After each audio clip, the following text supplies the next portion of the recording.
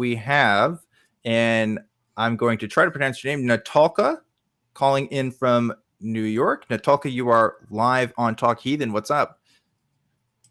Not much. How you guys doing today? Doing all very well, right. thank you. How can we help you? Yeah, and it's pronounced Nataka. Nataka. Okay. I had a screener note that said Natalka with an L, but Nataka, I will remember that. Thank you. Nataka. What's going on?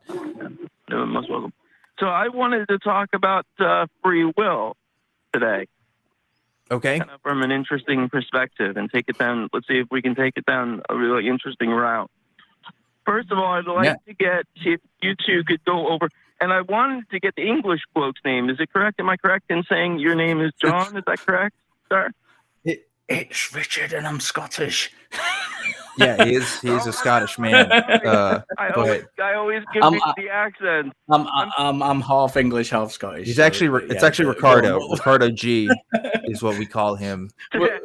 Just go with whatever you want. It's fine. I understand. I understand that we're all the same to you Americans. It's all this. Yeah, it's that American privilege. Okay, think about Shrek. Okay, he's the same as the guy who did the Shrek voice. So, you know. Right. One of these days, I have a theory about the no true Scotsman fallacy that I think really shed some light on it. It has nothing to do with free will, but I think you'd find it quite interesting. Yeah, so what is it you want to talk about today, free will, and what did you want to ask me specifically? Go on. Okay, well, Dan can chime in on this too if he wants. But first, I have my theory of free will, but I wanted to see if you two could run down the ideas, the current themes, like the current ideas of free will, like determinism versus totalitarian and other concepts, like maybe give some definitions, and then I'll throw out my idea, and you guys can share if you guys think we have free will or what type, because if we don't have any free will, I mean, do we have free will enough to have autonomy over our own bodies? And then what about our ideas and what we choose to think? And so, okay, so go. Let's start at the beginning. I think that you asked for a dumbed down version. So for me, there's three main ideas. There's libertarian free will, which means we can act freely. There is determinism, which means that we're kind of whatever we don't make the decisions, they are kind of made for us via past events that have happened and past circumstances, and we are just reacting to that. And although it appears like we're making the decision, we're not actually, we don't really have a choice. And there is compatibilism, which is kind of a mixture between the two. Where I sit on it, I'm not entirely sure. This is one of those questions I've thought about a lot, and I don't really have an answer to. If you watched, I think it was the Atheist Experience last week, there was a lot of talk on this conversation, and and different ideas. And I think it was J. Mike and Secularity who were hosting, and they were kind of going down the deterministic route. I'm not sure. I'm genuinely not sure. I think if I said anything, I would probably fall somewhere between hard determinism and compatibilism, but I don't know where. I really don't have an honest answer to the question because I've not decided. Looking at the different ideas and the different avenues, I can't see that I'm convinced of any particular position on it as at the moment, and it might change, but at the moment, I think I fall somewhere within that kind of region. Dan. Yeah, so to give an entire taxonomy of the positions of free will is beyond the scope of what a call-in show like ours could offer. I think Richard gave a pretty good summation. I mean, there's like various subcategories and stuff in between there. But what most people are interested in when they have this conversation is between some version of determinism and some version of non-determinism, right?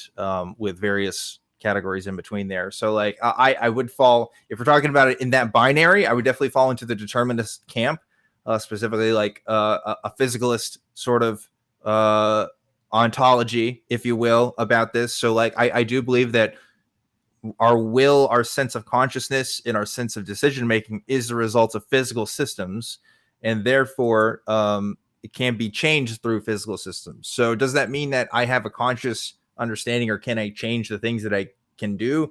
Maybe. I'm kind of with Richard on this. I'm not 100% sure. If I would say definitively yes, then I suppose that would make me some sort of compatibilist, right? This idea that, yeah, even though we're the result of physical phenomenon, we do have some sort of control within that phenomenon. What I like to think of is like computers, right? Like we know computers are completely physical. There's very few people out there that would say, oh yeah, there's some supernatural stuff happening with computers. But we're able to change the output of computers all the time because we change the inputs. And I kind of think that's kind of like what people are, right? We change our inputs in ways that are so intuitive and so natural to us. We don't really think about it as being in a physical system, but it ultimately is. So whether that means something in the grand scheme of things, whether the universe was determined from the very beginning, I don't know. But I do lean towards more of an understanding that we are physical systems. We're the result of physical processes. And so any changes that I make, whether it's my will, whether it's something I can ultimately control or not, is going to be something physical, not something supernatural, not the result of a soul, not the result of anything like that. So there you go. That's my take. Yeah. Well, to jump on that, Dan, and I don't know if you've ever thought about that idea of free will as juxtaposed to a computer system before, but if you were thinking on your feet, kudos to you, because that was an extremely good thought and an analogy. And to kind of bump back on that and to add to that, I'd like to say, like, my theory of free will kind of works like some people have a level of determinism and compatibilism going on. Some people operate maybe to a certain level of what is the free will, totalitarian free will. Some people are totally determinists, like maybe sociopaths and psychopaths that really can't control their actions, but are controlling their actions to a such surgical degree that is ridiculous.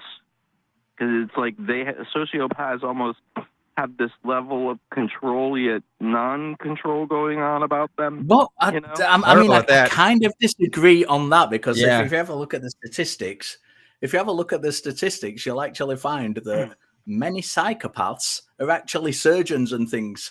And they really are, because it actually helps them to kind of disassociate from the kind of thing they're doing. I don't think they're sat there like shaking uncontrollably internally, struggling with whether they should carry out the action or not. I just don't think it works in reality like that. Going back to your metaphor, right? Here's what I would say about this: is that folks who struggle with psychopathy, right? And you have to remember that it's, there's going to be people out there, even probably listening to this, who have psychopathy. It doesn't mean that they're going to be murderers and killers, right? But those who struggle with psychopathy struggle with empathy, right? They struggle with that. And so when you have that struggle, that means empathy is going to be less of an input in your physical systems, right? We're still physical systems. We have various inputs. I care about what Richard has to say about me, so I'm going to be nice to Richard.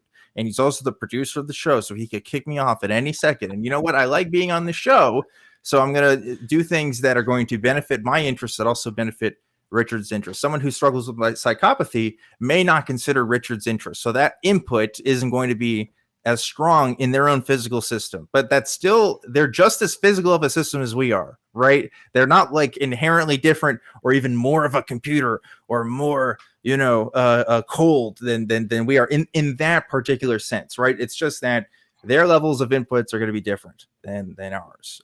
That's how I would define it. Right. Is it possible? Like basically?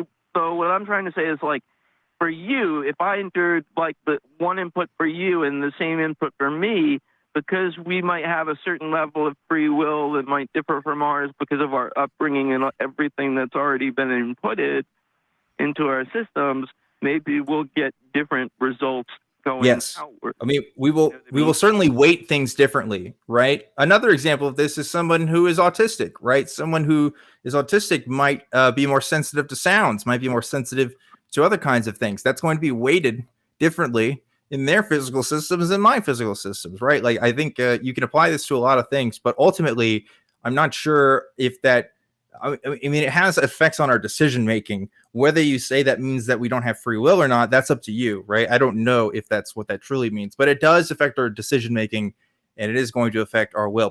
But The point is, we all have this, right? It's not that some people are more robotic than others in that sense. We're all just physical systems with different weighted inputs, if that makes sense. Right. Now, since both the gentlemen hosting tonight, Dan and Richard, both have a kind of almost a mix of deterministic and compatibilism going on, yet you still would say you didn't know, yet some other hosts would say they're total determinists. I think some other hosts at the ACA would answer this question a far different way, because like if some hosts are total determinists, they would and ask, well, then I don't think they would say, well, we really have decisions. I don't think they would describe it as a decision-making process, because if we don't have free will, we're not really making any decisions. Yeah, I'd say that's fair. I mean, again, they're gonna describe different. They're gonna have weight towards different philosophical concepts than we would, right? So, and that may be the result of their own upbringing, their own ideas, their own philosophical training, and how they understand the world. So, yeah, I don't see a problem with that. That's just a brute fact. We're gonna see things differently. Yeah. So there you go. Thanks for taking my call, guys. I'm hoping you guys really enjoyed the call, because as I did. Yeah, absolutely. I was excited, to be honest. I was expecting it to be a bit more combative. Yeah, a little. Yeah, I thought so too. Thank you. We appreciate it. And guys, yeah, I thought I'd go easy on you guys with the last call. You guys handled that last call quite brilliantly. Well, thank you for that. Thank we you. appreciate it. Yeah. Hey, we're going to let you go. Really quickly, just really quickly, I want to share my really quick theory on the no true Scotsman theory with Richard. It'll be really. Oh yes. Wait, actually, yes. Do that. I was going to say no, we don't have time, but now, we have to do it. Yes, please do. Yeah, not even a minute. So, no true Scotsman. I don't care about what they're eating in their, if they're putting sugar in their porridge or not. But no true Scotsman was born out of prima nocta. That's for goddamn certain.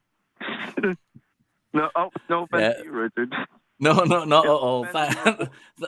Thank you for the call. Please do call back again if you have anything else you want to talk to us about.